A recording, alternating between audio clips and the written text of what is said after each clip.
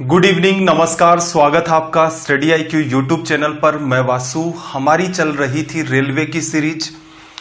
Railway की series का आज हमारा डे 27 है। हमने एक टारगेट लिया है कि हमारा जो कंप्लीट सिलेबस है मैथ्स का, रेलवे का, उसे हम लोग 90 डेज के अंदर कंप्लीट करेंगे। किस सीक्वेंस में क्लास चल रही है, तो ये सीरीज जब स्टार्ट हुई थी उससे पहले मैंने आपको एक PDF दी थी कि हम ये सारे के सारे चैप्टर जो रेलवे का सिलेबस है उसे डिस्कस करेंगे। कौन से चैप्टर के कितने लेक्चर होंगे उस PDF में ये बात भी मेंशन थी। उसी सीक्वेंस के अंदर हम लोग चलते जा रहे हैं। आज हमारा सेशन ज्योमेट्री है। एक क्लास ज्योमेट्री की इससे पहले हो चुकी है। जरूरी बात, ये टेलीग्राम है। टेलीग्राम पर आप सर्च करें वासु स्टडी IQ, आपको टेलीग्राम का चैनल मिलेगा। इस पर डेली बेसिस पर आपको लिंक मिल जाती है, प्लस ये जो सेशंस मैं आपको पढ़ाता हूं यूट्यूब पर, इन सब की PDF मिल जाती है। इसके अलावा आपको एग्जाम रिलेटेड यहां पर नोट्स मिल जाते हैं। इसके बाद नीचे वाला जो पार्ट है आपका, वो है Vasu study IQ doubt group. ये एक डाउट ग्रुप है। यहां पर आप अपने एग्जाम रिलेटेड जितने भी डाउट हैं, किसी भी टाइप के डाउट हो, वो आप यहां पर सेंड कर सकते हैं। चलिए भाई, हमने पिछली क्लास के अंदर कई सारी बातें की थी। थोड़ा सा अगर मैं रिवाइज करूं, 0 एंगल 0 डिग्री का पीछे पढ़ चुके हम लोग। फिर अक्यूट एंगल या फिर न्यून कोण, 0 डिग्री से 90 डिग्री तक का कोण। फिर 90 डिग्री के एंगल को कहते हैं समकोण या फिर राइट एंगल। 90 से 180 डिग्री के बीच का जो एंगल होता है उसे ऑब्ट्यूस एंगल या फिर अधिक कोण कहते हैं। 180 डिग्री का 180 डिग्री का जो एंगल बनता है उसे हम लोग कहते हैं स्ट्रेट एंगल, सरल कोण या फिर ऋजु कोण। फिर 180 डिग्री से जो बड़े एंगल होते हैं उनको रिफ्लेक्स एंगल या फिर प्रतिवर्ती कोण कहा जाता है। 360 डिग्री के एंगल को कहा जाता है कंप्लीट एंगल या फिर संपूर्ण कोण। इसी के अंदर हमने बात डिस्कस की थी कि जब दो एंगल का सम 90 डिग्री होता है, एंगल दो ही होने चाहिए, दो से ज्यादा होंगे तो बात वैलिड नहीं होगी। जब दो एंगल का सम 90 डिग्री होता है तो उन्हें कहा जाता है कॉम्प्लीमेंट्री एंगल्स या फिर पूरक कोण।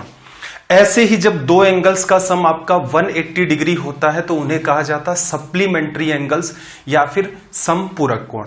फिर हमने देखा था लीनियर पेयर आपका कैसे बनता है। फिर ट्राइंगल के अंदर हमने बेसिक प्रॉपर्टी देखी थी जो सबसे ज्यादा काम आ रही थी, आज के सवालों में भी काम आएगी, कि सम ऑफ टू इंटीरियर एंगल्स आपका थर्ड एक्सटीरियर एंगल के बराबर कैसे होता है।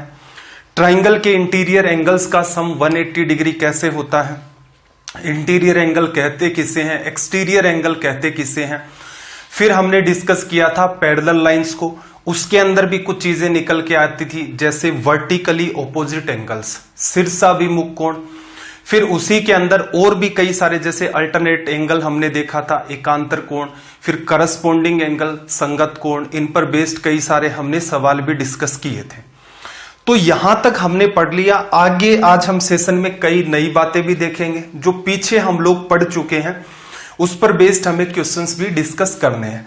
एक जरूरी बात और भी मैंने बताई थी, मैंने कहा था कि जैसे आप अर्थमेटिक में चीजों को अज्यूम करते हैं, वैसे ही एडवांस मैथ में भी कई सारी ऐसी जगह हैं जहां पर आप चीजों को अज्यूम कर सकते हैं। पीछे जब मैंने पेपर सेट करवाए थे CGL प्रीलिम्स के, जो पूछे गए थे पेपर 1 पेपर 2 इस हिसाब से, वहां पर मैंने आपको बताया था ट्रिग्नोमेट्री में, अलजेब्रा के अंदर कैसे आप चीजों को मानते हैं। ज्योमेट्री में भी कुछ कुछ जगह ऐसी संभावनाएं निकल के आती हैं जहां पर आप चीजों को मान सकते हैं। पिछली क्लास में इस बात को हमने डिटेल में डिस्कस किया था कि आपको ध्यान क्या रखना है। एक तो क्वेश्चन की कंडीशन जो है वो कभी भी डिस्टर्ब नहीं होनी चाहिए। दूसरा, वहां पर कोई भी आपकी प्रॉपर्टी डिस्टर्ब नहीं होनी चाहिए। ये कंडीशन क्या थी, ये प्रॉपर्टी क्या थी, तो इसके लिए आपको पिछला सेशन देखना ही पड़ेगा। चलिए भाई, सवाल नंबर 467 से बात को स्टार्ट करते हैं। सवाल नंबर 467, इसने यहां पर आपको क्या कहा कि एक डायग्राम है, एंगल B और एंगल C, B और C, B आपका लेफ्ट वाला, C आपका राइट साइड वाला, नीचे दिख रहा होगा, 2:3 है। फिर इसने कहा कि एंगल B प्लस C की वैल्यू क्या होगी। एकदम नकली सा सवाल आपसे पूछ लिया।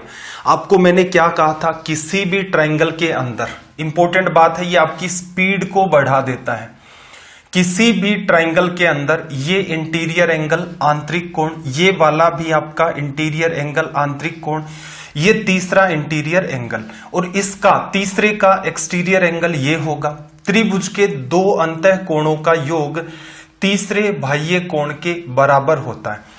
ये प्रॉपर्टी आने का फायदा ये होता है कि आपकी जो क्वेश्चन सोल्व करने की स्पीड है वो बूस्ट हो जाती है। हालांकि इसके बिना भी सवाल सोल्व हो जाते हैं, कोई समस्या नहीं है, लेकिन इससे आपकी स्पीड बूस्ट होती है। इसी डायग्राम को अगर आप ऑब्जर्व करें तो ये मान सकते हैं आप कि ये साइड आपकी ए है, ये सॉरी वर्टेक्स आपका ए, ये बी आपका सी लिखा जा सकता है। ए को इसने बढ़ा रखा है। क्लियर।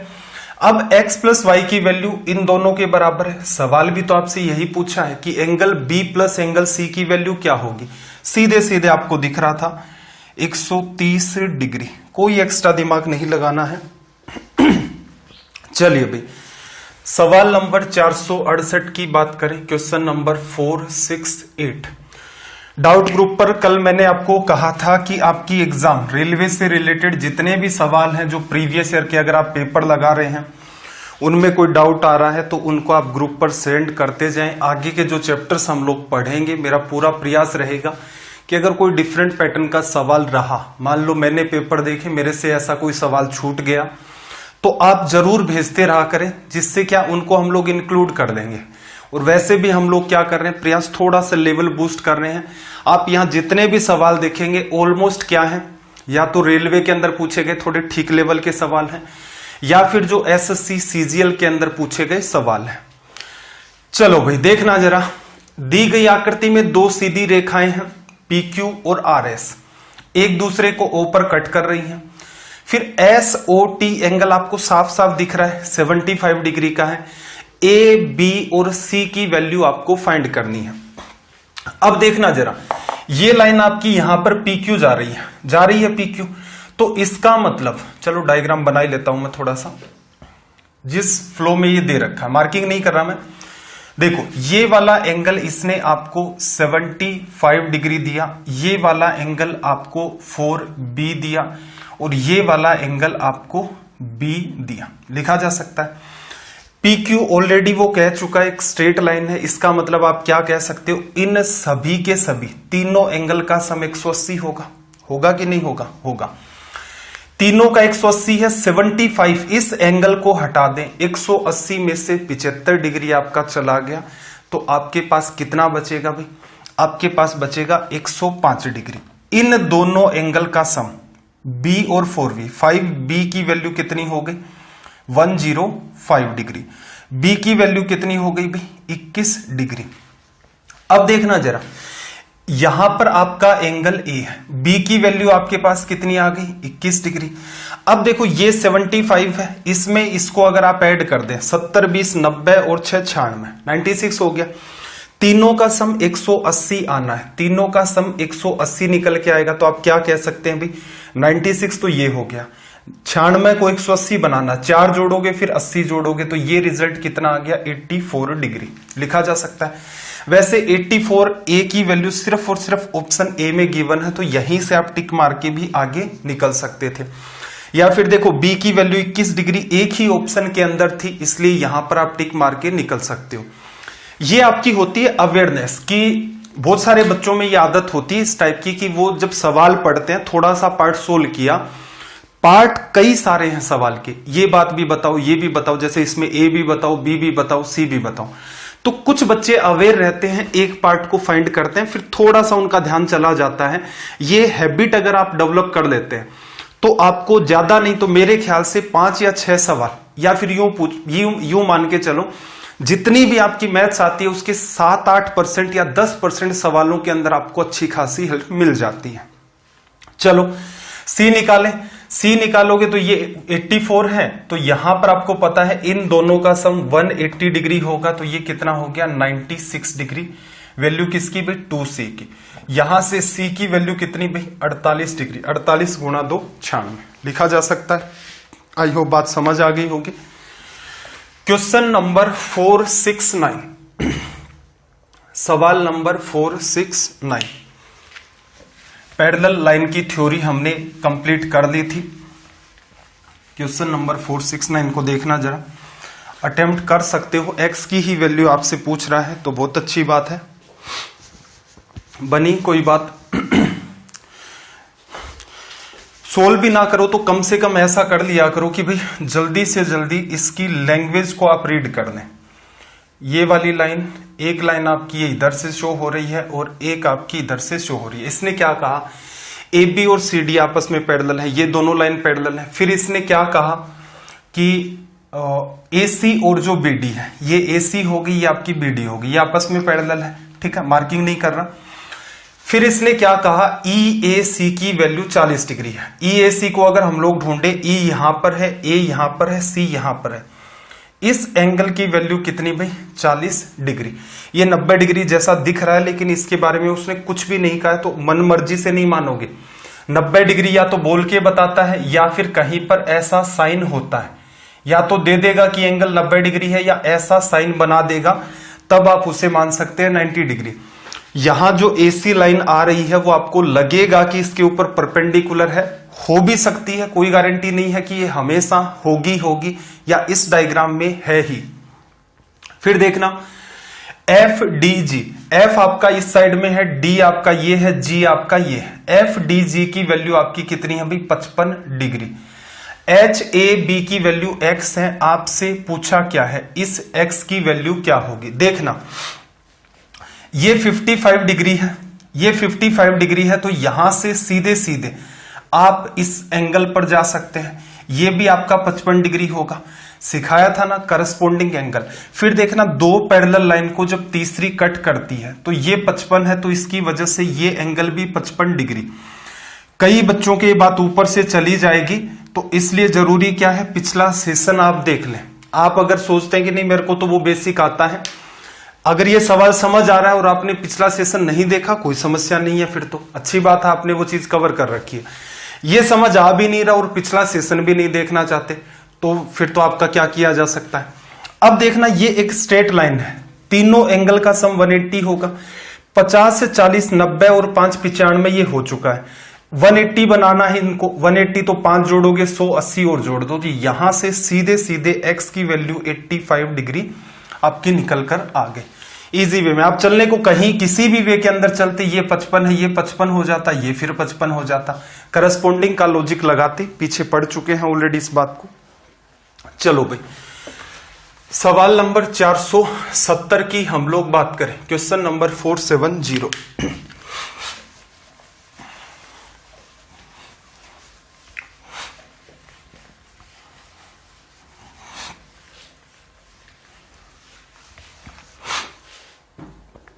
देखना जरा, एबीसी एक समांतर चतुर्भुज है जिसमें एंगल ए बी सी की वैल्यू 56 डिग्री आपको दे रखी है। आपसे पूछा एसीडी की वैल्यू, तो देखना जरा इस डायग्राम के अंदर पैरेलल लाइन का कॉन्सेप्ट लगेगा, जाहिर सी बात है, ये दो पैरेलल लाइन, ये दो भी आपकी पैरेलल लाइन। अब ऑब्जर्व करना जरा, आप ऑब्जर्व क्या करोगे भाई, ये आपका 62 डिग्री का एंगल हो गया, लिखा जा सकता है। ये 62 डिग्री हो गया, तो क्या आप ऐसे नहीं समझ सकते, देखो क्या सिखाया था कि दो पैरेलल लाइन को जब तीसरी लाइन कट करती है तो ये एंगल इस एंगल के बराबर, कौन सा नाम दिया था भाई इसको, अल्टरनेट एंगल। सब कुछ भूल जाओ, ये भी हटा दिया मैंने, ये भी। दो पैरेलल लाइन है आपके पास, दो पैरेलल लाइन आपको दिख रही है, और इन दो पैरेलल लाइन को एक तीसरी लाइन कट कर रही है। अल्टरनेट एंगल क्या होता है, यहां से एक एंगल छोड़ा इस पर चले गए, या फिर यहां से एक एंगल छोड़ा इस पर चले गए, तो ये आपका 62 है, तो ऑटोमेटिक ये एंगल आपका 62 हो जाएगा। और कोई कलाकारी दिखाना चाहते हैं तो आप क्या कह सकते हैं भाई, इस वे में भी सोल्व कर सकते थे। ये 62 हो गया आपका, ये 56, सबसे सटीक तो वही है आपका तरीका, ये 56 हो गया। 60 50 110 और ये आपका 118, तो ये पूरा का पूरा एंगल आपका जो निकल के आएगा यहां से, ये कितने डिग्री का निकल के आएगा भाई, 62 डिग्री। ये नहीं निकाला मैंने, दूसरा तरीका समझा रहा हूं कि कई बार जरूरी नहीं है कि ये बात बच्चे के क्लिक कर ही जाए, नहीं भी करेगी तो क्या, जितने भी एंगल आप निकाल सकते हो निकालते जाओ। 60 50 110 और ये आपका 118, ये कितना आएगा भाई आपका 62 डिग्री निकल के आएगा। तीनों का सम 180 बनना चाहिए। 60 60 120 124 में 56 जोड़ोगे 180 हो गया। आपको मैंने एक बात और सिखाई थी कि जब भी कभी दो पैरेलल लाइन को तीसरी लाइन कट करती है, इन सभी का सम, सारे के सारे एंगल्स का सम क्या होता है, 180 डिग्री आता है। तो इसका मतलब इसको और इस रिमेनिंग पार्ट को आप ऐड करेंगे 180 आएगा। इन दोनों का सम अभी आपने क्या देखा है, 118 है, तो इसका मतलब ये ऑटोमेटिक 62 होगा। पहला जो तरीका है वो दी बेस्ट है, क्योंकि उस तरीके के हिसाब से 62 सीधे सीधे आपको डायग्राम में बात दिख रही है। चलिए भाई अगले सवाल की बात कर लेते हैं। Question number 471।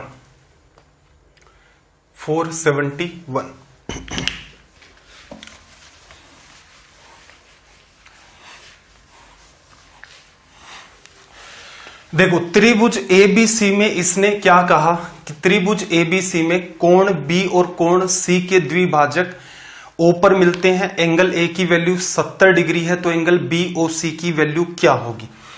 देखो ये प्रॉपर्टी रेलवे के हिसाब से इंपॉर्टेंट नहीं है, ठीक है भाई, ये प्रॉपर्टी रेलवे के हिसाब से इंपॉर्टेंट नहीं है।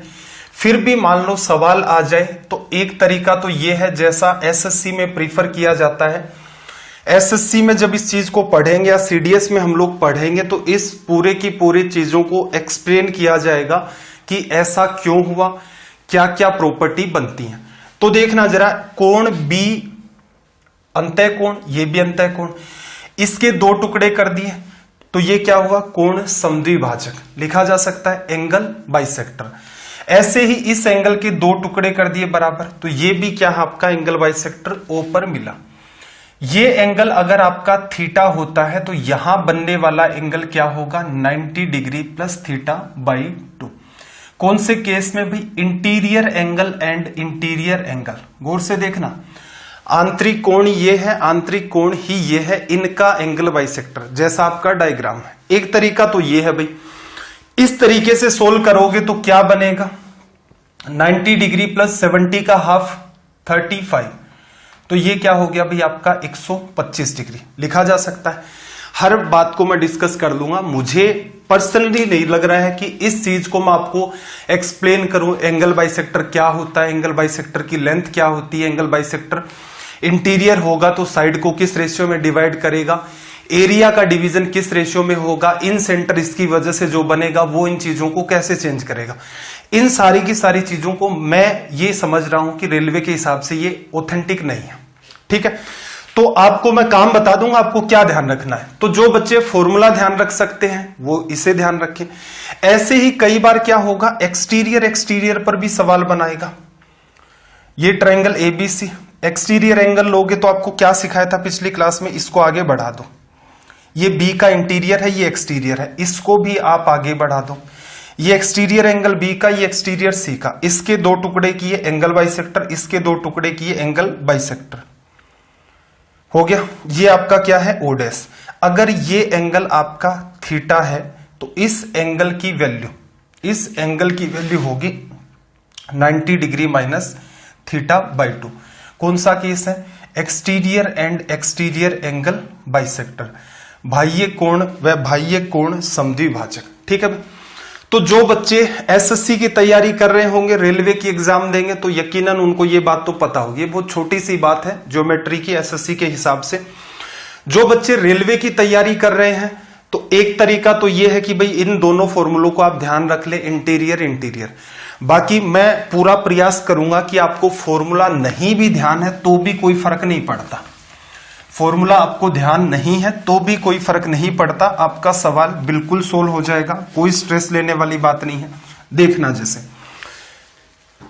इसने क्या कहा, डायग्राम बना लेता हूं। इंपॉर्टेंट बात यह है, जो बच्चे स्पेशली रेलवे की ही तैयारी कर रहे हैं, फॉर्मूले नहीं ध्यान रखते, तो क्या समाधान किया जाए। अब इसके लिए एक तो देखो, पिछली क्लास में मैंने आपको ये कहा था, पिछली क्लास में कहा था कि चीजें अज्यूम कर सकते हैं आप, अज्यूम एक्स वाई जेड वगैरह भी कर सकते हो, अज्यूम आप कोई पर्टिकुलर और वैल्यू भी कर सकते हो। ध्यान क्या रखना है, ना तो कंडीशन डिस्टर्ब हो ना ही कोई प्रॉपर्टी डिस्टर्ब हो। ये बात जिस बच्चे की क्लियर है वो इन सवालों को इजी वे में सोल्व करेगा। तो जिसको ये चाहिए कि मैं सोल्व बिना फॉर्मूले करूं? पिछली क्लास जरूर देख लेना, क्योंकि उसमें एक एक चीज को मैंने बारीकी से समझाया था कि यहां क्यों माना, कहां प्रॉपर्टी डिस्टर्ब होती है, कहां आपकी कंडीशन डिस्टर्ब होती है। इस सवाल को देखो, ये एंगल कितना भाई 70 डिग्री हो गया। अब ये एंगल बाइसेक्टर है और ये भी एंगल बाइसेक्टर है, तो इसका मतलब जितनी वैल्यू आप ऊपर वाले पार्ट की लोगे उतनी वैल्यू नीचे वाले पार्ट की लोगे। क्लियर? पिछली क्लास में हमने क्या माना था, एक सवाल मैंने कराया था कि जैसे ये 10-10 डिग्री ले लो, फिर मैंने कहा था कि अरे 10 डिग्री क्यों ले रहे हो, मानना ही है तो कुछ बेहतर मानो। तो बेटर क्या रहेगा, इससे आप 0 डिग्री मान लो तो ये भी 0 डिग्री। रीजन क्या है, जितना ये मानोगे उतना ये होगा एंगल बाइसेक्टर। ये बात मैं एक्सप्लेन कर चुका हूं कि डायग्राम बनाना इन चीजों का संभव नहीं है, लेकिन इनसे सवाल आपके सोल्व हो जाते हैं। ठीक है भाई, ट्राइंगल ABC के इंटीरियर एंगल का सम कितना होना चाहिए, 180। ये 0 हो गया, ये 70। तो इसका मतलब ये पूरा एंगल कितने का बनेगा भाई, 110 का। दो टुकड़े करके लिखना है तो 55 और 55, 55 एंड 55 लिख दिया। इसको देखना, ट्राइंगल BOC में एक एंगल 0 डिग्री, एक आपका 55 डिग्री, तीनों का सम 180 होगा। 180 में से इसको और इसको घटाना है, असल में 55 को लेस करना है, तो आपके पास कितना बचा, 125 डिग्री। मैं फिर से कह रहा हूं, जो बच्चे देखो, कई बच्चे अभी अभी स्ट्रीम पर आए होंगे, वो ये भी कह सकते हैं सर क्या वाहियात बात कर दी। वाहियात बात नहीं है, पिछली क्लास में इसी बात के ऊपर हमने कम से कम 15 से 20 मिनट लगा दिए थे। एक सवाल उठाया था, कई बच्चे तो नेक्स्ट में भी लग जाते हैं, इतने भी ज्ञानी हो रखे हैं। देखो, इनके ऊपर टाइम जिस भी चीज के ऊपर लगा दिया गया है, तो याद रखना उस चीज को दोबारा एक्सप्लेन नहीं किया जाएगा उसी मैनर में जिस मैनर में पहले नीड थी। छोटी छोटी बातें थी, फिर से मैंने आपको रिकॉल करवा दी, लेकिन आप चाहते हैं फिर से वही 15-20 मिनट को लगाया जाए फिर एक्सप्लेन करें, तो देखो इतने VIP बच्चों को पढ़ाया जा नहीं सकता है, तो वो खुद में सुधार करें। चलो भाई, तो आपको तरीका समझ आ गया होगा कि डील करने का बेहतर तरीका क्या है रेलवे के हिसाब से। SSC के अंदर कोई बच्चा कहता है कि सर इस सवाल को मैं मान के करता हूं, तो मैं उसको ये कहता हूं इसको छोड़ ही दे तो बेहतर रहेगा। रीजन, SSC की जब आप तैयारी करते हैं तो वहां ये सवाल आपका नकली सवालों में कंसीडर होता है। देखो, ट्राइंगल ABC दिया और फिर इसने क्या कहा, वही लैंग्वेज चल रही है, AB और AC को D और E तक बढ़ा दिया गया है। एंगल, फिर इसने कहा कि CB और D, और फिर कहा BC और E, इनके जो एंगल बाइसेक्टर हैं, कोण समद्विभाजक हैं, O पर मिल रहे हैं, कोण A की वैल्यू 40 डिग्री है, BOC की वैल्यू निकालनी है। देखो ये 40 डिग्री, अब थोड़ा सा ऑब्जर्व करना ध्यान से, ये आपका O है, इसकी वैल्यू निकालनी है। जितना ये एंगल मानोगे उतना ये बनेगा, एंगल बाइसेक्टर है, जितना ये मानोगे उतना ही ये बनेगा। बेटर क्या रहेगा भाई, ये 40 है तो इसको मैं क्या मान लू, 0 डिग्री मान लू। ये 0 मानूंगा तो यहां पर देखना ऑटोमेटिक इसे कितना मानना पड़ेगा भाई, 140 मानना पड़ेगा। रीजन क्या है, ट्राइंगल के तीनों इंटीरियर एंगल का सम 180 डिग्री होता है, तो यहां प्रॉपर्टी डिस्टर्ब नहीं करनी। ये आप 0 मानोगे, पूरा का पूरा एंगल 180 है, तो ये तो 0 है, इसका मतलब ये 180 बचेगा। इसके दो टुकड़े होंगे तो ये 90 डिग्री आपका, और ये भी 90 डिग्री लिखा। ये 140 है, पूरा 180 है, तो इसका मतलब ये एंगल कितना भाई, 40 डिग्री। इसके दो टुकड़े करके लिखने पड़ेंगे, 20 और 20।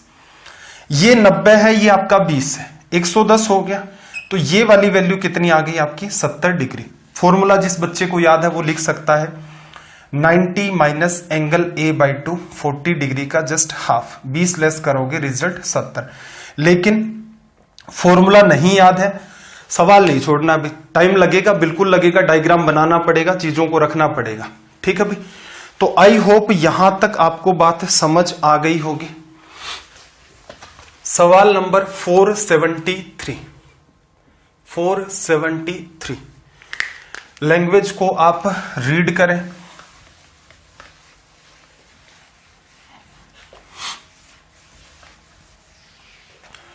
लैंग्वेज को रीड करो, देखना जरा, इजी सा सवाल है, मेरे हिसाब से डील भी कर सकते हो।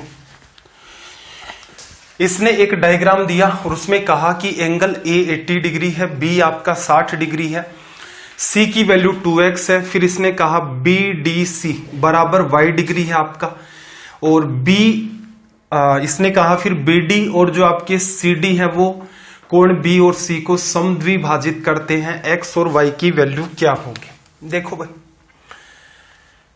आसान सा तरीका है, क्योंकि डेटा बहुत सारा आपको दे दिया है यहां पर।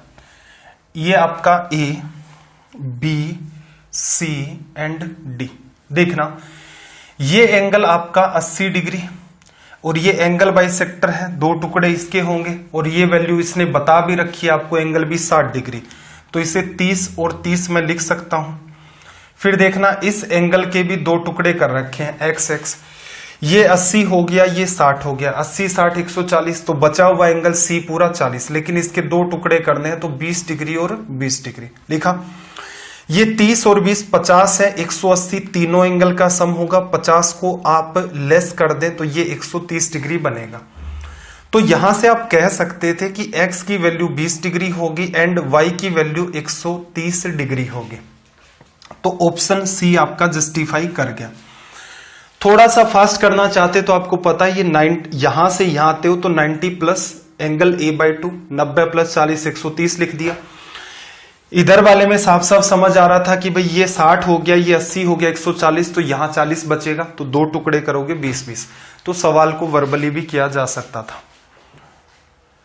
चलो इसके बाद कुछ सवाल और करवा देता हूं मैं यहां पर आपको। सवाल नंबर 474, डायग्राम नहीं है आपके पास लेकिन मैं बना देता हूं। एक दो सवाल और भी हैं जो लाइन पर बेस्ड है और थोड़े से ठीक लगे मेरे को। देखना कई बार क्या होता है, इस टाइप का भी सवाल आ जाता है, एसएससी में पूछा हुआ ये सवाल है। ये लाइन आपकी L है और ये वाली लाइन जो है वो आपकी M है। यहां पर लाइन L और M आपस में पैरेलल है। ये एंगल 90 से बड़ा लग रहा है तो इसको मैंने मान लिया 120 डिग्री, और ये भी 90 से बड़ा दिख रहा है तो इसको मैंने मान लिया 100 डिग्री। आपसे पूछेगा कि इस एंगल की वैल्यू क्या होगी। तीन एंगल है, कोई भी दो एंगल आपको दे दिए जाएं और तीसरा आपसे रिजल्ट पूछे। सोल्व करने का तरीका, पैरेलल लाइन के जितने भी आपके सवाल थे तो मैंने आपको ये कहा था कि या तो आप क्या करो, किसी पर्टिकुलर लाइन को आगे बढ़ा दो, एक समाधान, वहां से भी रिजल्ट निकल रहा था, या फिर मैंने कहा था कि आप ऐसा करो कोई पर्टिकुलर पॉइंट आपको दिखेगा, उस पॉइंट से आप एक नई पैरेलल लाइन ड्रॉ कर दें।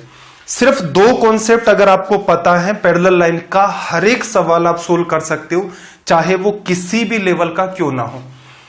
एक तरीका तो ये है कि देखो इसको बढ़ाने का कोई फायदा नहीं है, बढ़ाओ और वो कहीं कट करेगी तो फायदा है। देखना दो पैरेलल लाइन, इसको मैंने बढ़ा दिया, दो पैरेलल लाइन को तीसरी काटे, अंदर अंदर वालों का सम 180 होता है, तो ये कितना भाई 80, ये 80, तो इसका वर्टिकली ऑपोजिट एंगल भी कितना आपका 80। त्रिभुज का, अब या तो ऐसा लिख लो दो त्रिभुज के दो अंतः कोणों का योग तीसरे बाह्य कोण के बराबर, तो यहां से क्वेश्चन मार्क की वैल्यू 40 डिग्री आ जाएगी। क्लियर। या फिर आप ऐसा भी कर सकते थे कि ये अगर इतना है तो अंदर वाला 60 होगा, 80 60 140, तो रिमेनिंग एंगल आपका 40। एक तरीका तो ऐसे सवालों को सोल्व करने का ये है। एक दूसरा तरीका भी मैंने कहा था कि आप किसी पर्टिकुलर पॉइंट से नई पैरेलल लाइन ड्रॉ करो। पॉइंट कितने हैं भाई, एक पॉइंट है यहां से इन दोनों लाइन के पैरेलल, क्योंकि ये ऑटोमेटिक इन लाइन पर है तो नई पैरेलल लाइन कहां से ड्रॉ करोगे। तीसरा पॉइंट ये रहा, तो आपने क्या किया, एक तीसरी लाइन एन ड्रॉ की जो क्या है इनके पैरेलल। अब देखना दो समांतर रेखाओं को तीसरी रेखा जब भी कट करती है तो अंदर अंदर के जो एंगल होते हैं, प्रूफ करके देखा था, अंदर अंदर के एंगल्स का सम 180 होता है, तो ये 100 है, तो यहां पर ये कितना आएगा 80। सेम वही बात, दो पैरेलल लाइन को जब तीसरी लाइन कट करती है तो अंदर अंदर के एंगल्स का सम 180, 120 है तो ये कितना 60। स्ट्रेट लाइन पर सारे के सारे बने हुए एंगल्स का सम 180 होता है, 80 ये है 60 ये है, तो क्वेश्चन मार्क की वैल्यू कितनी आ जाएगी 40 डिग्री। तो ये भी आपकी एक अप्रोच हो सकती थी कि इन सवालों को आप कैसे सोल्व करें। चलो भाई एक सवाल 475। पिछली क्लास में जैसे आपको एक होमवर्क दिया था वैसे ही मैं आपको यहां होमवर्क दे रहा हूं। उस होमवर्क को आज की क्लास की या तो लास्ट में देखते हैं, टाइम बचता है तो। रिजल्ट उसका 180 डिग्री था। कई सारे बच्चों ने कमेंट किया था। आज आपके पास एक छोटा सा होमवर्क ये है। छोटा सा होमवर्क ये है, इजी सा ही है वैसे तो। ये एंगल आपका x है, ये एंगल आपका y है और ये एंगल आपका z है। मैं पूछना चाह रहा हूं कि इस एंगल की वैल्यू क्या होगी। ये आपका होमवर्क है, आप इसकी वैल्यू बताओगे। जाहिर सी बात है कोई डिग्री में वैल्यू नहीं दे रखी है, तो x y z साथ में 180 का या 360 डिग्री का या 90 डिग्री का इन्वॉल्वमेंट होगा और इसकी वजह से आपका रिजल्ट निकल के आएगा। अब देखो एक इंपॉर्टेंट बात हम लोग यहां पर डिस्कस करते हैं कि कंडीशन ऑफ ट्राइंगल फॉर्मेशन, त्रिभुज निर्माण की शर्त। तो ट्राइंगल कोई भी आप बनाते हो, एक तो सीधा सीधा ये रिजल्ट होता है कि भाई इसके जो इंटीरियर एंगल होते हैं, interior angle 1, interior angle 2, interior angle 3 बराबर 180 डिग्री। तो ये कोई वैसे भी शर्त नहीं है, ये तो इसका कंक्लूजन है। कोई भी ट्राइंगल बनेगा, तीनों के तीनों अंतः कोणों का योग 180 होगा। ठीक है। कई बार क्या होता है, हमें सवाल इस वे में पूछ लिए जाते हैं कि मान लो एक भुजा 3 है, एक आपके पास 10 है, एक आपके पास 15 है। आपके सामने ये सवाल रख दिया कि क्या इससे ट्राइंगल आपका बन सकता है, या फिर कोई भुजा आपके सामने रख दी 8, 15 और फिर आपके सामने रख दी 20, फिर पूछ लेगा क्या इससे ट्राइंगल आपका बन सकता है। तो ये छोटी छोटी बातें होती हैं, ये इसकी कंडीशन होती है। इस पर जो दो संभावनाएं बनती हैं, संभावनाएं तो कई सारी बनती है, लेकिन रेलवे के हिसाब से या स्टेट लेवल के हिसाब से मुझे दो पर्टिकुलर टाइप के सवाल ठीक लगे कि ऐसे एग्जामिनर आपसे पूछ सकता है। सवाल करेंगे बिल्कुल। पहले इसकी थ्योरी को समझो।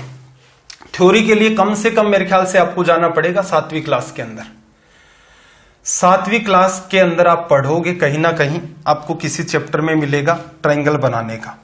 स्कूल वाली दुनिया में चलते हैं। देखना जरा, आपको कहा कि एक भुजा ले लो आप 10 सेंटीमीटर की, यहां से लेकर यहां तक मैंने भुजा ले ली 10 सेंटीमीटर। या फिर ऐसा मान लो त्रिभुज की एक भुजा 10 सेंटीमीटर है, एक भुजा आपकी 7 सेंटीमीटर है। तीसरी भुजा की जो लंबाई, जो थर्ड आपकी साइड है, उसकी रेंज क्या हो सकती है, उसकी रेंज क्या हो सकती है। तो थोड़ा सा देखना जरा, यहां 10 सेंटीमीटर आपने लिया, दूसरी भुजा 7 सेंटीमीटर है। तो स्कूल में क्या करते थे, 7 सेंटीमीटर का आप प्रकार जो होता था आपका प्रोट्रैक्टर, उससे ओपन करते थे। 7 सेंटीमीटर उसे खोला, उसको यहां पर रखा, एक पार्ट तो उसका यहां आ गया, दूसरा ऐसे ही तो चलता था। तो आपने देखो ये 10 है तो मैं मान लेता हूं 7 मेरा यहां तक है, तो आप एक आर्क बनाएंगे। आपने एक चाप बनाया, तो वो चाप किस टाइप का जाएगा, कुछ इस टाइप का बन गया। अब आप इस बिंदु से चाहे इसको मेजर कर लो, इसको मेजर कर लो, इसको मेजर कर लो, इसको मेजर कर लो, मैं पूरा ही सर्कल ही बना देता हूं। ठीक है। या फिर यहां से यहां तक की आप दूरी मेजर कर लो, सारी की सारी कितनी निकल के आएंगी, 7 सेंटीमीटर। क्यों, सेंटर हमने ये माना है, यहां से हमने पूरा का पूरा सर्कल ड्रॉ कर दिया। अब रही बात तीसरी भुजा की। तीसरी भुजा की अगर बात करूं तो देखना ये पूरी 10 है और यहां तक आपकी दूरी 7 कवर हो चुकी है। अगर मैं कहूं कि 3 सेंटीमीटर भुजा हो सकती है क्या रिमेनिंग, 3 सेंटीमीटर का अगर मैं आर्क खोलूंगा और नया सर्कल बनाऊंगा, तो वो इस पॉइंट के ऊपर ही कट करेगा। करेगा कि नहीं करेगा, करेगा। फिर आप कहोगे कि अगर हम लोग यहां पर 3 ही सेंटीमीटर का खोलेंगे तो 10 भुजा ये है, 7 भुजा ये रह गई, 3 ये रह गई। ट्राइंगल कैसे बना, ट्राइंगल तो बना ही नहीं। ट्राइंगल तो तब बनेगा जब इस लाइन से थोड़ा ऊपर या थोड़ा नीचे आपका कट करे। तो कंक्लूजन क्या निकला भाई, ये 10 है, ये 7 है, ये 3 है। तो इसका मतलब ये जो दूरी है ये 3 सेंटीमीटर से कुछ ज्यादा आपकी होनी चाहिए। ये भुजा 10 दे रखी है, ये भुजा 7 दे रखी है, तो आप कहेंगे कि जो तीसरी भुजा है वो 10 और 7 का जो अंतर बनता है उससे बड़ी तो होनी ही होनी चाहिए। लिखा जा सकता है ना, तीसरी भुजा ये 10 दे रखी है, ये 7 दे रखी है, अगर 3 ही सेंटीमीटर होगा तो वो तो एक लाइन के ऊपर ही ड्रॉ हो जाएगा, ट्राइंगल नहीं बनेगा। 3 से अगर मैं थोड़ा सा भी ज्यादा लेता हूं, अगर मैं 3.5 लेता हूं, 3.1 भी लेता हूं, तो जैसे रखूंगा तो वो कट यहां लगेगा, 4 लूंगा यहां लगेगा, 5 लूंगा यहां लगेगा, 6 में कुछ और, 7 में कुछ और, ये पैटर्न आपका चलता रहेगा। जैसे ही आप आर्क ड्रॉ करते जाएंगे, बढ़ाते जाएंगे, तो ये कंक्लूजन आएगा।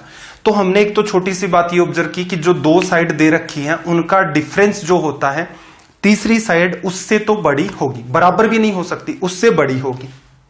अब देखना जरा, इस लाइन को अगर मैं थोड़ा सा आगे बढ़ाऊं, सीधे सीधे बढ़ा दिया, ये 10 सेंटीमीटर पूरी की पूरी, ये 7 है, तो इधर वाला भी क्या है 7 ही सेंटीमीटर है। हो गया, इसको मिटा दो, इसकी एक बार नीड नहीं है, इससे कंक्लूजन निकाल लिया। अब देखना, यहां से आप इस बिंदु को इस बिंदु को इस बिंदु को किसी को भी मिला दो। जैसे मैंने इसको इससे मिलाया, मेरा ट्रायंगल बना। मैंने इसको इससे मिलाया, मेरा ट्रायंगल बना। मैंने इस पॉइंट को इस पॉइंट से मिलाया, मेरा ट्रायंगल बना। मैंने और आगे इसको बढ़ाया, इससे मिलाया, मेरा ट्रायंगल बना। मैंने और बढ़ाया इसको यहां तक, मेरा ट्रायंगल बना। मैंने इसको और बढ़ाया। लेकिन अगर मैं यहां वाला जो आर्क, ये असल में क्या हो रहे हैं, एक आर्क लिया आपने यहां से, फिर लेंथ बढ़ाई, दूसरा आर्क ड्रॉ किया, तीसरा ड्रॉ किया, चौथा ड्रॉ किया, इस हिसाब से ये आप आर्क ड्रॉ करते जा रहे हैं। क्लियर है? अगर मैं आर्क की लेंथ 10 और 7 17 लेता, तो यहां रख के प्रोटेक्टर को खोला, 17 पर चाप लगाया, तो वो इस बिंदु पर मिलेगा। ठीक है, बिंदु ए ये हो गया, बी ये हो गया, सी ये हो गया। ए को बी से, बी को सी से, सबको मिला, ये तो एक ही लाइन पर बन गए। तो आपने क्या कंक्लूजन देखा भाई, एक भुजा 10 है, एक 7 है, टोटल सम 17। अगर तीसरी भुजा 17 ही सेंटीमीटर की होगी तो ये तो एक लाइन के ऊपर आ जाएंगे, ट्रायंगल नहीं बनेगा। अगर 17 से मैं 18 कर देता हूं, 18 कर दिया तो मेरा जो सेक्टर होगा या आर्क होगा वो यहां चला जाएगा, तब तो ये वैसे ही नहीं मिल सकता।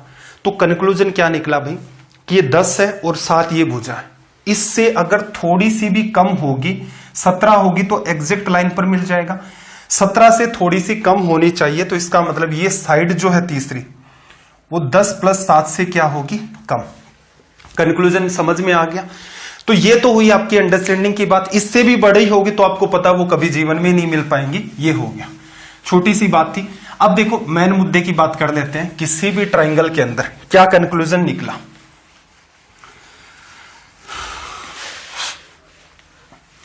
किसी भी ट्रायंगल के अंदर आपने क्या देखा, 3 साइड है किसी ट्रायंगल की, एक साइड आपकी ए, बी और सी।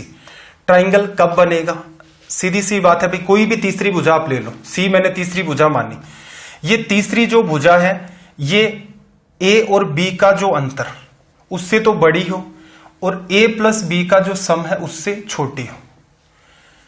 अब या तो इस चीज को भाई सीधे ध्यान रख लो, और बात समझ में आ गई है तो बहुत अच्छी बात है। अगर वो चीज अंडरस्टैंडिंग में आ गई है तो फिर वो आप कभी जीवन में नहीं भूल पाएंगे। ठीक है भाई, तो कोई भी ट्रायंगल अगर आप साइड के हिसाब से डिजाइन करना चाहते हैं तो उसकी नेसेसरी कंडीशन है वो आपकी ये हो जाती है। इस पर बेस कुछ सवाल देख लेते हैं। देखना जरा, क्वेश्चन नंबर 476 क्या कहा भाई, एक त्रिभुज की 2 भुजाएं 12 और 8 सेंटीमीटर हैं, तीसरी भुजा की लंबाई हो सकती है। 4 ऑप्शन दिए कि कौन सी संभव है। तो आपको पता है तीसरी जो भुजा है वो क्या होगी भाई, इन दोनों का अंतर 12 और 8 का अंतर कितना भाई 4, और 12 और 8 का सम कितना 20। 4 से बड़ी होगी, 20 से छोटी होगी। 21 नहीं हो सकती, 22 नहीं हो सकती, 20 नहीं हो सकती, तो इसका मतलब तीसरी साइड आपकी क्या होगी 19। ये सवाल आप वर्बली भी कर सकते थे। आप देखते 12 और 8 20, उससे बड़ी तो सारी गायब, तो 20 21 22 सारी गायब, बची कौन सी 19। ये आपका रिजल्ट हो गया। एक सवाल और देखना, क्वेश्चन नंबर 477 देखना जरा, यहां पर एक त्रिभुज की 2 भुजाएं क्रम से 6 और 8 सेंटीमीटर हैं, तीसरी भुजा की लंबाई नहीं हो सकती। अब कई बच्चे क्या सोचेंगे, जैसे 8 और 6 14 है, सवाल पूरा पढ़ा नहीं, अच्छा 13 ऑप्शन दिखा है वो तो कम ही है, टिक मार देंगे। नहीं, सवालों को रीड करें, क्योंकि एग्जामिनर क्या है वो जानता है अच्छे से कि स्टूडेंट है वो, बहुत सारे स्टूडेंट कलाकार किस्म के होते हैं, वो एक ही ढर्रा होता है उनका, उनको कोई इंप्लीमेंटेशन से मतलब नहीं होता है। सवाल है ठीक है, रफली पढ़ लिया चल गया काम। लास्ट की जो लाइन होती है जिसमें पूछा जाता है उसके ऊपर आप कंसंट्रेशन ज्यादा रखा करें। तीसरी भुजा की लंबाई नहीं हो सकती, तो क्या क्या रेंज संभव है अभी। 8 और 6 का अंतर कितना 2 सेंटीमीटर से तो बड़ी होगी तीसरी भुजा, और दोनों का सम 8 और 6 14 है, तो 14 सेंटीमीटर से छोटी होगी। तो एक बात बताओ, 2 से बड़ी 3 है, 4 है, 13 है, और 14 से छोटी भी है, तो कौन सी नहीं हो सकती। तो ऑप्शन डी आपका जो है वो करेक्ट होगा। सवालों को ध्यान से पढ़ना चाहिए। अब एक तरीका और भी है यहां पर क्वेश्चन पूछने का, सवाल नंबर 478। एक तरीका क्या है भाई, इसने क्या कहा, एक त्रिभुज की दो भुजाएं 7 सेंटीमीटर और 10 सेंटीमीटर है, तीसरी भुजा के कितने पूर्णांक मान संभव है। पहले तो आपको पता होना चाहिए कि पूर्णांक होते क्या हैं या इंटीजर क्या होते हैं। सबसे पहले मेरे ख्याल से डेसिमल फ्रैक्शन हमने पढ़ा था, उसके अंदर एक एक बात को गहराई से समझा था। Natural number, whole number, integer, rational, irrational, real, सारे के सारे नंबर डिस्कस किए थे। तो देखना तीसरी भुजा क्या होगी, दोनों का अंतर 10 और 7 का अंतर 3, इससे तो बड़ी होगी, और 10 और 7 17, इससे क्या होगी भाई, छोटी होगी। इंटीजर वैल्यू आपको पता होगी, तो इंटीजर वैल्यू 3 से जस्ट बड़ी 4 है, फिर 5 है, फिर 6 है, कहां तक भाई आपका 16 तक। इतनी ही हो सकती है, 3 और 17 को आप शामिल नहीं कर सकते।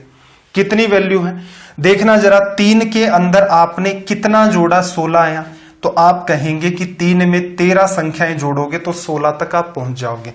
तो ये कितनी संख्याएं हैं आपकी, टोटल मिलाकर 16। ऐसे नहीं समझ में आ रहा है, 1 से लेकर 16 तक की गिनती में कितनी संख्याएं होती हैं, 16। उनमें से पहली, दूसरी, तीसरी, 1 2 3 हटा दो, बची हुई कितनी संख्याएं आपकी, 13। तो ये कंक्लूजन हो गया। ये भी सवाल है एसएससी सीडीएस के हिसाब से, आप इसको और भी लंबा खींच सकते हो, लेकिन अपना उद्देश्य क्या है, रेलवे एग्जाम को क्रैक करना। ठीक है, ज्ञान बिखेरना नहीं है, जो चीजें रिलेवेंट नहीं है उनको पढ़ने का कोई फायदा नहीं है। और जो बच्चे सिर्फ रेलवे की तैयारी कर रहे हैं, वो इनकी वजह से क्या टॉर्चर भी फील कर सकते हैं कि यार गुरुजी ये लेवल खींचने के चक्कर में हमारा लेवल तो भूल ही गए आप। तो जो एग्जाम रिलेवेंट है उसी को हम लोग पढ़ेंगे और थोड़ा बहुत अपना लेवल बढ़ा करके भी रखेंगे। जैसे क्वेश्चंस के अंदर कुछ एक्स्ट्रा प्रॉपर्टी, कोई नई बात आती है, जैसे पीछे मैंने मेंशन कर दिया कि भाई जो बच्चे एसएससी की तैयारी करते हैं उनको ये भी ध्यान रखना पड़ता है। अब देखो, relation between sides and angles in a triangle. कई बार ऐसे भी सवाल आते हैं कि एक त्रिभुज की भुजाएं जैसे 4 5 6 ये दे दी, आपको पूछेगा ये ट्राइंगल कैसा है, अक्यूट एंगल ट्राइंगल है, राइट एंगल ट्राइंगल है या ऑब्ट्यूस एंगल ट्राइंगल है। ठीक है भाई, असल में देखा जाए तो इसका रिजल्ट जो निकल के आता है, रिजल्ट इसका जो निकल के आता है वो कोसाइन रूल से निकल के आता है, कोसाइन रूल से। अब इस बात को मैं यहां डिस्कस ही नहीं कर रहा, रीजन क्या है, देखो तनाव आपका मैं नहीं बढ़ाना चाह रहा। क्या कोसाइन रूल होता है, A square plus B square minus C square upon 2b AB, आपका ये कोसाइन रूल होता है, उसी को यूज करके ये रिजल्ट निकाला जाता है। अब एक सीधी सटीक बात आप समझना, एक एग्जांपल से समझना इस बात को। इस त्रिभुज से सारे के सारे बच्चे परिचित होंगे, 3 4, ये भुजा क्या है 5। ठीक है, आपको टारगेट किसके हिसाब से करना है, आपको ऐसे सवालों में सबसे बड़ी भुजा के आधार पर रिजल्ट निकालने हैं, सबसे बड़ी भुजा के आधार पर रिजल्ट निकालने। देखना, आपने क्या देखा, सबसे बड़ी भुजा आपकी, एक भुजा मैंने ए ले ली, एक भुजा मैंने बी ले ली और तीसरी भुजा मैंने सी ले ली। अगर मेरा कंक्लूजन ये निकला ए स्क्वायर प्लस बी स्क्वायर बराबर सी स्क्वायर, सबसे बड़ी भुजा है। अगर ऐसा है तो आप कह सकते हो ये कैसा ट्राइंगल है भाई, ये आपका, ये है आपका राइट एंगल्ड ट्राइंगल, समकोण त्रिभुज। भाई इस बात से तो सारे बच्चे परिचित हैं, कोसाइन रूल के चक्कर में नहीं डालना चाहता। एसएससी सीडीएस का पढ़ेंगे, बिल्कुल एक एक बात का प्रूफ दिया जाएगा और भी इनको बहुत गहराई में खींचा जा सकता है, लेकिन कब, जब एसएससी की सीडीएस की स्पेशल फोकस होकर के क्लासेस चलेंगे। ऐसा नहीं है जो पढ़ा रहा हूं वो एसएससी में नहीं आता या सीडीएस में नहीं आता, बिल्कुल आता है भाई। बस ऐसा है कि लेवल को थोड़ा सा हमने डाउन रख रखा अपना, जिससे रेलवे के बच्चे को इश्यू ना हो, 90 दिन में अपना सिलेबस कंप्लीट हो जाए, हर बच्चे को पता है। अब एक बात बताना मुझे, अगर मैं इस भुजा को थोड़ा सा 3 ही रखता, यहां पर 3 रखोगे तो ये भुजा क्या होगी, यहां से यहां तक चली जाएगी ना, 3 इधर आएगा। ये वाली भुजा क्या होगी भी, सबसे बड़ी भुजा, ये किससे निकल के आएगी, छोटी, 5 से छोटी निकल के आएगी। या फिर इसको दूसरे तरीके से समझते हैं, दूसरा डायग्राम मैं बनाता हूं। देखो, ये 4 की 4 मेंटेन कर दी मैंने, कर दी। अब मैंने 90 ना रख करके इसको थोड़ा सा साइड में कर दिया, क्या इस बार ये वाली भुजा 5 होगी? तो आप कहेंगे सर इसको अगर आप थोड़ा सा भी साइड में कर देंगे, इसके पीक को मिलाएंगे, जैसे ही आप साइड में करेंगे तो इसके ऊपर प्रेशर पड़ेगा, तो इसका मतलब इस साइड को छोटा होना पड़ेगा। तो इसका मतलब ये जो भुजा आएगी वो क्या होगी? 5 से छोटी लिखा जा सकता है। ये वाली जो साइड होगी वो आपकी 5 से सॉरी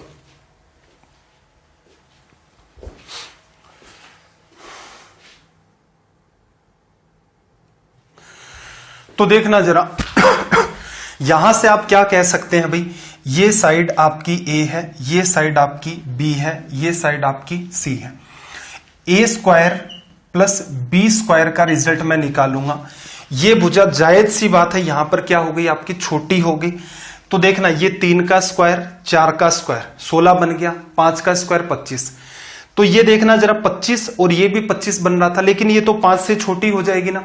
तो इसका मतलब C 5 से छोटी है। जब आप स्क्वायर करोगे तो इनका जो सम है आपका वो तीसरी भुजा से बड़ा आएगा, और उस केस में ये ट्राइंगल कैसा हो गया आपका? अक्यूट एंगल ट्राइंगल, न्यून कोण त्रिभुज। तीसरा केस और देख लेते हैं भाई। तीसरे केस में क्या होगा? ये भुजा आपने 4 रखी, एंगल को आपने 90 से बढ़ा दिया। ये भुजा कितनी रखी आपने? 3 रखी। अब देखना इसको जैसे ही आप इधर बढ़ाएंगे तो ये 5 से काम नहीं चलेगा, ये 5 से बड़ी होगी, दिख भी रही है, ये 5 से आपकी बड़ी होगी। अब यहां पर देखना जब आप 3 का स्क्वायर, इसको मैंने A माना, इसको मैंने B माना, 5 से बड़ी है, इसको C माना। A का स्क्वायर B का स्क्वायर किया, C के स्क्वायर से रिलेशन निकालोगे। 4 का स्क्वायर 16, 3 का स्क्वायर 9, तो इन दोनों के स्क्वायर का सम तो 25 आया। ये 5 होती तो राइट एंगल ट्राइंगल बनता ना, समकोण त्रिभुज, तो उस केस में ये रिजल्ट बनता। लेकिन ये 5 से बड़ी भुजा है, 6 होगी तो क्या रिजल्ट आएगा? 36। तो इसका मतलब इन दोनों की स्क्वायर से इसका रिजल्ट बड़ा है, तो उस केस में ट्राइंगल आपका क्या होगा? ऑब्ट्यूज। ऑब्ट्यूज एंगल ट्राइंगल में एक ही एंगल है वो आपका बड़ा होता है 90 से, क्योंकि बाकी के साथ फिर संभावनाएं नहीं बच पाती हैं, तीनों का सम भी 180 करना होता है। तो देखो इसको अगर आप सीधे ध्यान रख सकें तो बहुत अच्छी बात है। मैंने एक सिंपल सा डायग्राम आपके सामने रखा है। अदरवाइज थोड़ा सा टेक्निकली ध्यान रखें तो आप कोस थीटा जो होता है वो आपका A square plus B square minus C square upon 2AB। कोई भी रैंडम ट्राइंगल आपका ABC है, उसमें प्रॉपर्टी। अब देखो इसको अगर एक्सप्लेन किया जाए, थीटा की वैल्यू आपकी 90 डिग्री के ऊपर 0 होती है, तो ये रिजल्ट सीधे सीधे बनेगा राइट एंगल ट्राइंगल का। 90 डिग्री रखोगे यहां 0। जब आप यहां पर थीटा की वैल्यू 90 से छोटी रखोगे, ये रिजल्ट आपका पॉजिटिव रिजल्ट हो जाएगा। एक केस में ये आपको नेगेटिव बनाना होता है। तो ये हेडेक मैं आपके लिए नहीं रखना चाहता हूं, इसलिए मैंने एक सीधा सटीक सा एक डायग्राम आपको बताया है। अब आपको ध्यान क्या रखना है? ध्यान सिंपल सी बात है, आपको टारगेट करना है सीधे सीधे जो सबसे बड़ी साइड, आपको फोकस करना है दी लार्जेस्ट साइड पर। ठीक है भाई। एक रिजल्ट आपका A square plus B square बराबर C स्क्वायर, तो ये तो राइट एंगल ट्राइंगल हो गया।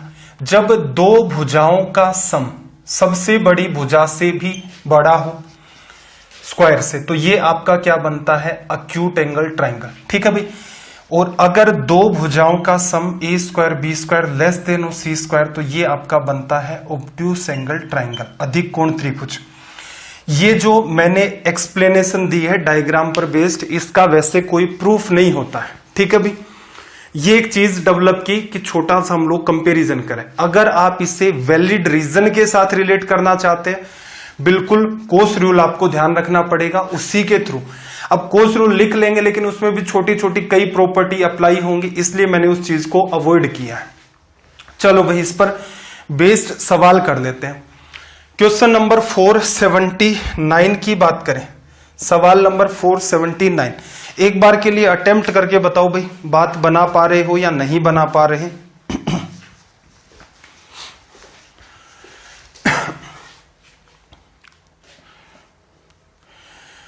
479 पर देखना, इसने क्या कहा। एक त्रिभुज की भुजाएं 4, 5 और 6 सेंटीमीटर है। त्रिभुज का स्वरूप क्या होगा? अब देखो यहां पर तो वो 2 साइड रखनी है और यहां पर आपको सबसे बड़ी साइड स्क्वायर रखना है। 6 का स्क्वायर कितना भैया आपका 36, 4 का स्क्वायर 16, 5 का स्क्वायर 25, 25 और 16 ऐड करोगे तो ये क्या बनेगा आपका 41। अब 41 है, जायज सी बात है 36 से बड़ा है। 2 भुजाओं का सम तीसरी से बड़ा हो जाए, तीसरी से जैसे ही बड़ा हो जाएगा तो ये ट्राइंगल हमारा कैसा होगा, अक्यूट एंगल ट्राइंगल। सीधे सीधे कहां लिखी है हमने प्रॉपर्टी, ये रही। तो ऑप्शन ए आपका यहां से करेक्ट हो गया। आगे आ जाते हैं फिर से सवाल पर। क्वेश्चन नंबर 480 देखना, एक त्रिभुज की भुजाएं क्रमशः 9 सेंटीमीटर, 10 सेंटीमीटर और 14 सेंटीमीटर है। त्रिभुज का स्वरूप कैसा है? पहले छोटी वाली साइड 9 का स्क्वायर आपका 81, 10 का स्क्वायर आपका 100 और बड़ी वाली साइड 14 का स्क्वायर क्या होता है भाई 196। ये वाली वैल्यू बड़ी, 2 भुजाओं के वर्गों का योग तीसरी भुजा के वर्ग से छोटा है तो ये क्या होगा, ऑब्ट्यूस एंगल ट्राइंगल। क्योंकि ये डायग्राम थोड़ा सा ध्यान रखना, एक बार ये पकड़ में आ गया ये सारा सरदर्द खत्म कि इसको अगर इक्वल की फॉर्म में रहता है तब तो यहां 5 बनता है। जैसे ही आप इस एंगल को ऑब्ट्यूस करेंगे इस भुजा की लंबाई 5 से बड़ी होगी तो ये अकेली भुजा है, इसका स्क्वायर इन दोनों के स्क्वायर का जो सम है उससे भी बड़ा रिजल्ट निकाल करके दे देता है। अगले सवाल की बात करें, आपको यहां पर इसने 481 में देखना, आपको कहा साइड्स है वो 9, 40 और 41 है। अब देखो वैसे देखा जाए तो 9, 40, 41 एक आपका ट्रिपलेट बनता है। ट्रिपलेट कैसे बनते हैं इसके लिए या तो मैं सेपरेट वीडियो बना दूंगा या यूट्यूब पर सर्च कर सकते हैं आप ट्रिपलेट बाई वासु सर। इस हिसाब से तो जितने भी टाइप के बनते हैं उनका क्या रीजन होता है उसको मैंने एक्सप्लेन कर रखा है, या फिर बहुत जल्दी आपके सामने भी ऐसा कोई ना कोई वीडियो रख देंगे जिसमें ये बात क्लियर हो जाए। या दूसरा तरीका 9 का स्क्वायर, सबसे छोटी 2 भुजाएं, 9 का स्क्वायर 81, 40 का स्क्वायर आपका 1600 और 41 का स्क्वायर होता है 1681। इक्वल है तो इसका मतलब ये आपका समकोण त्रिभुज हो गया। ऑप्शन बी आपका राइट, 9, 40, 41 आपका होता है ट्रिपलेट। अगर ट्रिपलेट लिखना चाहते हो तो चलो इनको तो अगली क्लास में डिस्कस कर लेंगे। अब यहां से देखना जरा, 481 अपने सवाल हो चुके हैं। एक मैंने आपको यहां पर होमवर्क दे दिया है, वो होमवर्क आपको करना है अच्छे से। अब हम लोग क्या पढ़ रहे हैं भाई, एंगल से जुड़े हुए जितने भी सवाल आएंगे उनको एंगल के हिसाब से डील करेंगे, ठीक है। प्लस में मेंसुरेशन 2D को कहीं भी मेंशन नहीं कर रखा था मैंने, जो पीडीएफ थी, लेकिन ये कहा था कि ज्योमेट्री के साथ साथ ही हम लोग मेंसुरेशन 2D जो है उसको डील करेंगे। क्लियर है भाई? तो आज का सेशन मुझे लगा नहीं था कि इतनी जल्दी कंप्लीट हो जाएगा, लेकिन कोई बात नहीं, एक आधा सेशन संभव है कि 1 घंटे से कम का भी हो। 90 डेज का अपना टारगेट चल रहा है।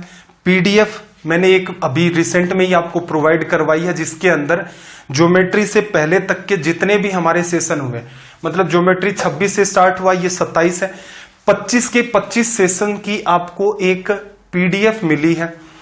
इस पीडीएफ की अच्छी बात यह है कि जितना कुछ आपका यहां बोर्ड पर चलता है सॉल्यूशन के अलावा, क्वेश्चन हो गया, साइड के अंदर आप देखते हो यहां पर कोई प्रॉपर्टी हो गई, कोई बात एक्सप्लेन की जाती है, वो सारी की सारी चीजें मैं आपको यहां पर एक्सप्लेन करता हूं, वो आपको पीडीएफ में मिल जाती हैं। इसके अलावा जरूरी बात क्या है, आप जब पीडीएफ को ओपन करते हैं तो आपने हर लेक्चर से पहले देखा होगा कि ऊपर की तरफ एक पार्ट बना होता है जिसमें लिखा आता है click here for video class. Clear है? जैसे लेक्चर 1 या फिर ऐसे लिखा होगा डे 1, इसके ऊपर ही आप ऑब्जर्व करेंगे तो ये लिखा रहता है मोटे मोटे अक्षरों में, सुंदर सुंदर। इस पर जैसे ही आप क्लिक करते हैं तो आप सीधे सीधे डे 1 के वीडियो में। अब मान लो किसी बच्चे ने लेक्चर मिस कर दिया 17 नंबर का, सर्च कर रहा है यूट्यूब पर, नहीं मिल रहा, सवाल भी उसने देखे कि चलो ये सवाल मुझे कर लेने चाहिए, या फिर कुछ बच्चे ऐसे भी हैं जैसे एसएससी की तैयारी कर रहे हैं, क्लास तो नहीं देखते, वो ये मानते कि सर ऐसा हमें आता है, तो उस पीडीएफ को आप देख लें। उसमें भी अगर आपको किसी चैप्टर में सवाल नहीं आ रहे हैं, मान लो 17 नंबर का जो डे 17 था उसके अंदर उन्होंने सवाल देखे कि ये 5-7 सवाल नए टाइप के थे, ये डील नहीं कर पा रहे हो, तो बेटर क्या है, डे 17 के जस्ट ऊपर ये बात लिखी हुई है आपके कि click here for video class. जैसे आप प्रेस करोगे इतने में आप वीडियो क्लास पर चले जाओगे। तो इसका मतलब अपनी जो पीडीएफ है वैसा स्तर आपको यूट्यूब पर या कहीं भी फ्री कोर्स हो, पेड कोर्स हो, किसी के अंदर भी अभी तक देखने को नहीं मिल रहा होगा। और हमारी पीडीएफ इसी सीक्वेंस में चलती है। तो एक तो हेडेक ये हो गई, क्लास नहीं ढूंढनी आपको कहीं भी, पीडीएफ आपके पास, प्रिंट आउट निकलवाओ तो ठीक है, नहीं निकलवाओ तो भी ठीक है। दूसरा, सेशन कैसे लगते हैं, ठीक लगते हैं तो भी कमेंट किया करें। इसको 2 वे बनाने की कोशिश करो। अगर मैं अपनी ही तरफ से जी जान डालते रहूंगा तो हो सकता है एक टाइम के बाद मेरे अंदर भी ये मेंटेलिटी आ जाए कि यार कोई देखना पसंद तो करता नहीं है। वही 20-30 बच्चे हैं जिनका सीरियसली डेडिकेशन चलता रहता है, या जो डाउट्स वगैरह भी पूछते रहते हैं एक सिंसियर वे के अंदर। तो एक टाइम के बाद टीचर को भी ये लगने लग जाता है कि यार ये देख तो रहे नहीं है, किसको पढ़ा रहे हैं। तो टीचर क्या करते हैं, फिर क्वेश्चंस की कटौती करना स्टार्ट कर देते हैं कि ये भी करवाना था लेकिन चलो स्किप करो, इतने ही तो बच्चे देख रहे हैं। तो मैं ये नहीं चाहता कि ऐसा कुछ हो। आपको भी पता है हर क्लास को कम से कम 3-4 हजार लोग देख रहे हैं। इनको एटलीस्ट कमेंट करके आप बताया करें सेशन कैसे लग रहे हैं। किसी भी टाइप का इश्यू है कमेंट करें कि स्पीड से रिलेटेड, समझने को रिलेटेड, लैंग्वेज को लेकर कि सर ये इश्यू चल रहा है, इसको जल्दी से जल्दी आप सॉर्ट आउट करें। कंटेंट नहीं मिल रहा है, कहां से तैयारी करें, ये सारे सवाल मैं पीछे के वीडियो में बता चुका हूं एकदम बेहतर तरीके से कि जीके क्या, कहां से पढ़ें, कैसे पढ़ें, रीजनिंग कहां से पढ़ें, मैथ्स के लिए कौन सी प्रैक्टिस बुक। तो जो बच्चा सीरियस वे के अंदर तैयारी कर रहा है उसे किसी चीज की पूछने की नीड नहीं होगी कि रेलवे के लिए मुझे क्या करना है। आपको सिर्फ मेहनत करनी है, रास्ता हम लोग बता रहे हैं, बिल्कुल उस पर चलिए, आपका सिलेक्शन जो है वो तय है। तो फिर आपका दिन रात सब मंगलमय हो। चलिए फिर मिलते हैं अगली क्लास में। जय हिंद, जय भारत।